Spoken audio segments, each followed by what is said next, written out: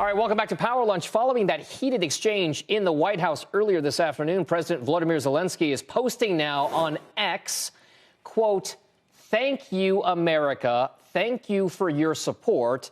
Thank you for this visit. Thank you at POTUS, Congress, and the American people.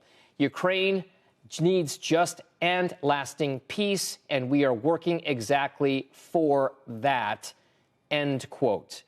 Joining us now for more on this is Victoria Coates, the Vice President of National Security and Foreign Policy at the Heritage Foundation and a former National Security Advisor to President Trump.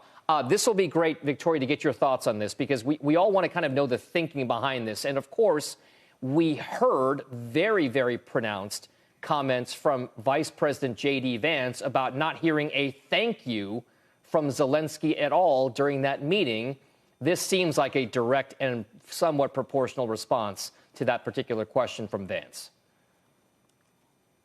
Well, it does, and good to be with you both. I think that what you saw out of both President Trump and the Vice President this afternoon was a pretty natural response to what seemed like a pretty ungrateful president of Ukraine arriving to continue negotiations on something they thought was wrapped up, the mineral rights deal. That was supposed to be finalized last night. So I think, they responded, to what was a kind of a misread of the room by President Zelenskyy with a pretty tough love. And, it's very different than what President Zelenskyy has received from Washington over the course of the 3 years of the war. So he can be forgiven for perhaps being a little bit surprised.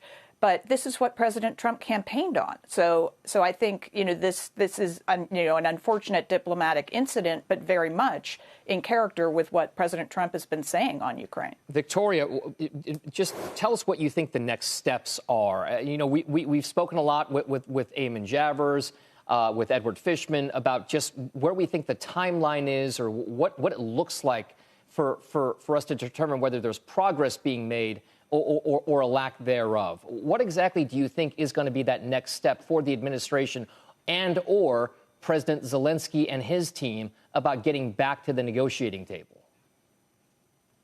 Well, President Trump opened the door to that an hour or so ago when he put his Truth Social post up saying that, President Zelenskyy was welcome back when he's ready to talk.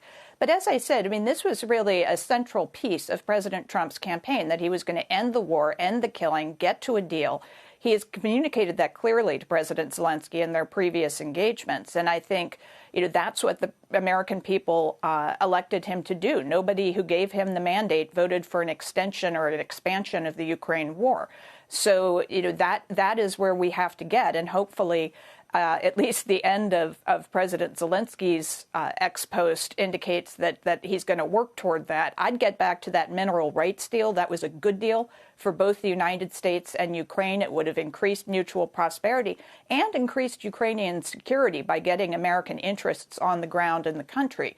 So I would go back to that as a point of mutual agreement, see if we can get a deal there, and then build it out.